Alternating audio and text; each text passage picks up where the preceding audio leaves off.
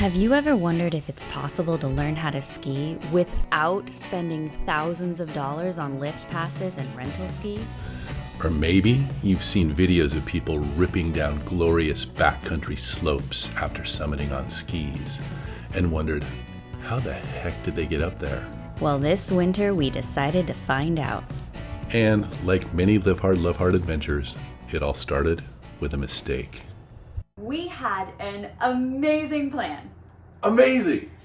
Those of you who watch the channel probably already know that we have long dreamed of skinning up and then skiing down awesome mountains. But in order to do that, you have to be able to backcountry ski. And in order to backcountry ski, you have to be able to ski. We didn't know how to ski. But we decided we were going to learn. So the first thing we did was rent ourselves a beautiful little ski condo right at the base of Heavenly Ski Slopes. Guys, this condo was amazing. Hi, Wolfie. Here's our little pet wolf. He comes and visits us. We should name him. We should. It was perfectly situated. The idea was that while we were working, we could just go out either early in the morning or every day at lunch, ride up the ski lift, ski down, get a few runs every single day, end that month being pretty darn good skiers. And it would be affordable because the season ski pass runs around $700 or $800 for Heavenly. And that is not a bad deal when you're skiing every day. We did pay quite a bit of money for this ski condo, which ended up not being that great of an investment. Because we found out that ski passes are only on sale until December 3rd. We're trying to buy them about January 5th. And they're just looking at us like, no, that's not gonna happen. We did not understand. Why wouldn't season passes be available all year? It's a better deal for the company if you buy them later because you're skiing less and paying the same for the pass. Bro, what is this business plan? I have no idea what their business plan is, but they only sell them early, very early in the season. And we had no idea. So we walk in on January 5th and they're like, nope, you can buy day passes. And we go, how much is a day pass? $300 a day per person? $600 for the two of us every single day. For one day! We're not paying that. We are so morally opposed to those lift ticket prices. No way. We're not mortgaging our future on $300 a day lift tickets. This was a rude awakening. Guys, it was honestly pretty devastating. So we're sitting there the second day in our little lovely ski condo, looking out at Heavenly Ski Slopes, At the slopes. not being able to go. So sad. It was really, really sad. There were tears shed. And after, I don't know, I would say about 12 hours, that's about how long it takes me to recover from these kind of blows. I said, Elise, what if we went full Live Hard, Love Hard revenge mode? Oh, we went revenge mode, all right. We decided that the money we were gonna spend on lift tickets and ski rentals for the season, we could just put into buying backcountry skis, bindings, boots, and poles. So we figured out that had we been able to buy the lift passes and rent skis for the whole season, we would have been paying about $1,200 each.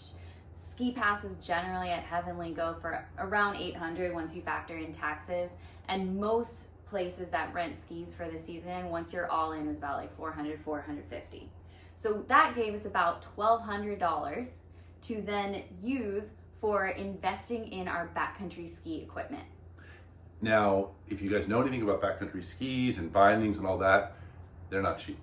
Expensive. They're very expensive. But we were able to find, through researching various websites, some places that had 40 or 50% off deals. And we got some really, really good skis and really good bindings. There was just one problem. I'm so excited to show you guys this skin and ski color vibe. Is this not the cutest color scheme you ever did see? I think Adam's a little bit pissed that we ordered these skis. There was no evidence that they were hot pink online when we ordered them. None at all. And they arrived and Adam's just like, no! And I'm like, yeah! I have hot pink skis and turquoise skins. Yes! And also, we just look like one of those really, really goofy couple vibes with like the identical bright colors. It feels like we're one of those like crazy LA couples, which is not the case at all. We were just trying to get on sale skis and bindings, which we did. We got a good deal. And maybe the pink is what made them on sale. I think Adam secretly loves that our skis are hot pink. Maybe when I get a hot pink hat to go with them. Maybe I'll get you that for your birthday. But in all seriousness, colors notwithstanding, these are Blizzard Hustle 11 skis, fantastic backcountry skis. The bindings are these Salomon S-Lab bindings that switch over. They are so freaking cool, you guys. Technology is so awesome. Yes, you have like the pins in the front so you can ski uphill with your heels free to go up and down. And then you switch them and flip them and they become like regular ski bindings to ski on the way down. So you're not really paying a price in your downhilling for being able to go uphill. Well, and these ones are known for being a hybrid. Like you can use them in the backcountry, but they're also totally fine for using downhill at resorts. Yeah, so they really kind of revolutionized backcountry skiing in a lot of ways. And we were able to get those on the Blizzard Hustle 11s for a very, very good deal. The boots were a little bit more expensive for me. Elise got a great deal on hers, but overall, we came in underneath that $1,200 price point a piece, and we have these skis forever. Forever, and I love them. Of course, now we have to learn how to use them. We thought, great, we have our backcountry skis. Let's go to the backcountry. Let's find a few beginner areas, and let's learn how to ski. It did not go well.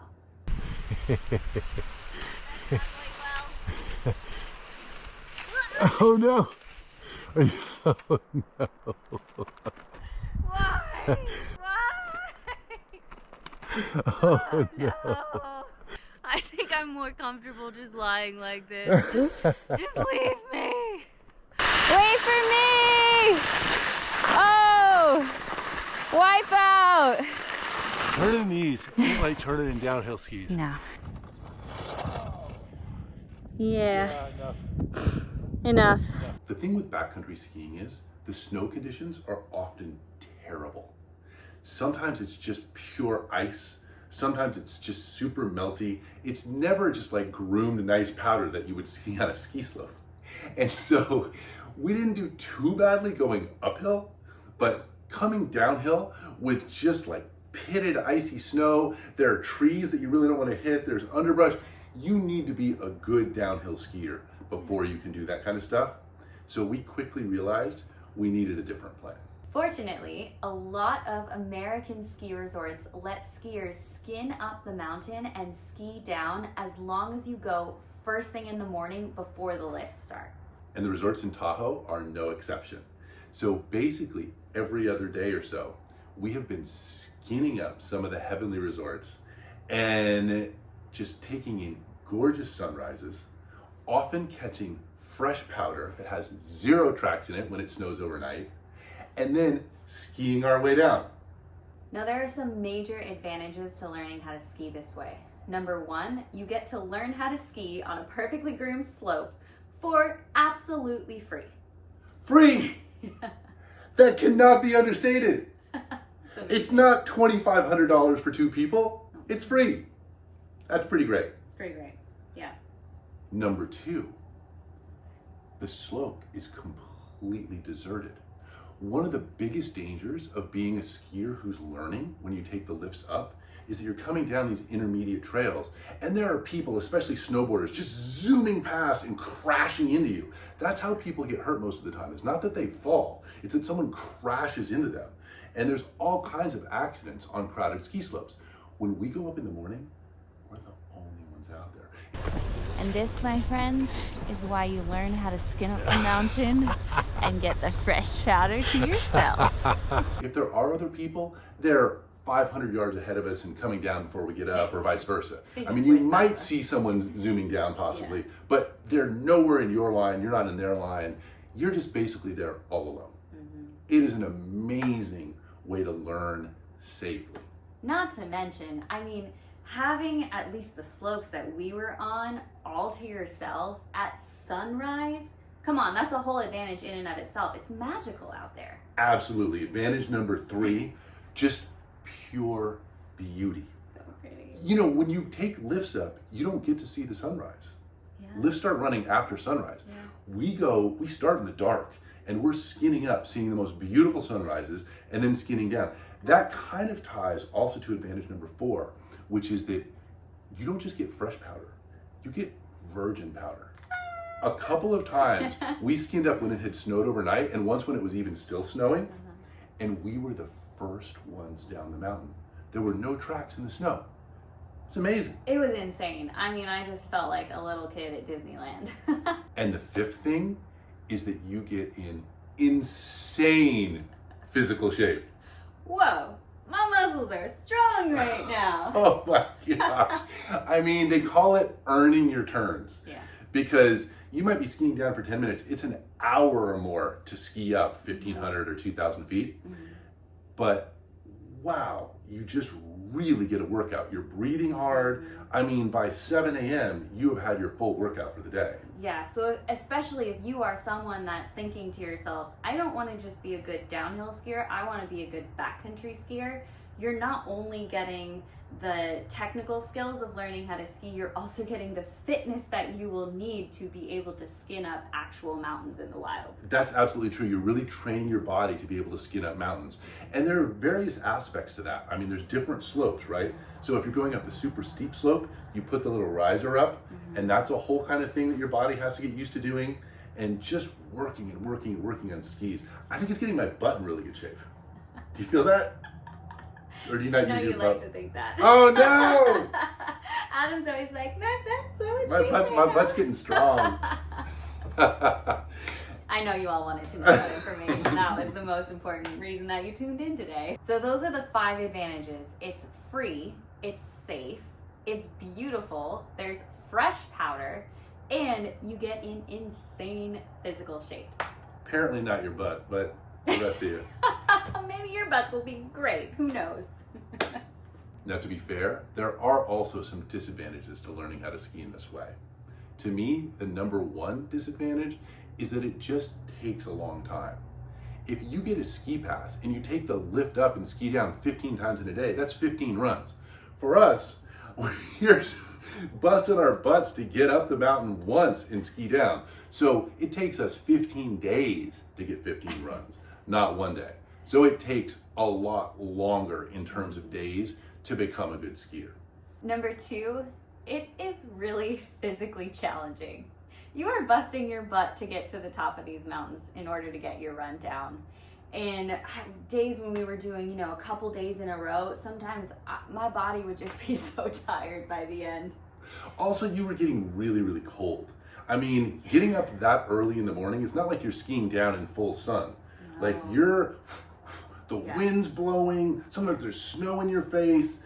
Well, that's the other thing. I mean, especially if you want fresh virgin powder, sometimes that means you are skinning up in a snowstorm, getting wind just blasting in your face. I mean, my hair was freezing, but it can't be worth it. Let's just put it this way. It's not at all like taking a gondola up, shushing down, and then grabbing a hot chocolate. Like, you're out there for a long time. It could be an hour and a half up to the top, let's say, so you might be exposed for 2 straight hours out there in freezing cold.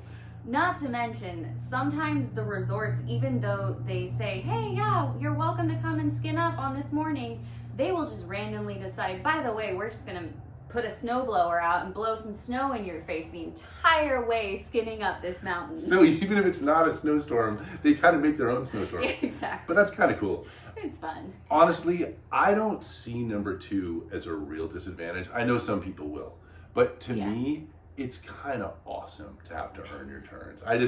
That just kind of goes with my whole life philosophy. I think it's great that you have to work your way up that mountain. Yeah. You're doing it in beauty. There's some suffering involved.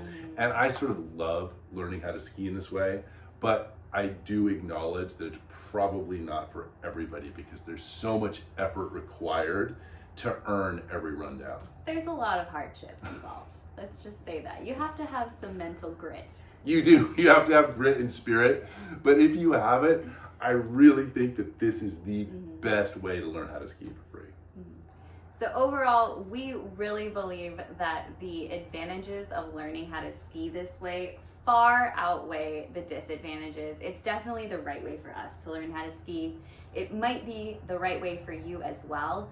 And what we would recommend if you are interested in trying this is just checking with your local ski resorts. So all of the ski resorts around wherever you are will probably have their own rules about what they allow, what they don't allow. Just give them a call. Some of them just say, hey, you're free to go for it. Some of them have certain hours you have to follow. Some of them make you like sign a waiver so that they're not liable for you if you get injured. Some, which we found out, actually let you, or they make you buy a pass for the season. But it's cheap. It's like $25. It's cheap, but then sometimes the trade-off of that is that they let you skin up during their lift hours. So you could go all day if you wanted to. You do like 5 runs. Yeah. You'd be in really good shape if you did that. Oh my God. Who's 10,000 feet. 10,000 feet? I want to do it now. Oh my God, you are not skinning 10,000 feet in a day. I think, would you guys like to see a 10,000 foot in a day video? Adam just dared himself. Watch Adam talk himself into a self-dare. You know what? That actually reminds me of the last thing I wanted to say, which is I would love to hear what you guys think about this. I bet some of you have versions of this that you've done. You guys always have such good ideas for us. So please do in the comments, give ideas, share it with the group. We'd like to know. And if you need more advice or you want to hear more about what we've done, just ask us because we're happy to share. And we'll see y'all next time. See you guys next time out on the trails. You got it! Nice, Elise! Woo! Get that powder, Elise! Ha ha ha! Woo! Ha ha ha!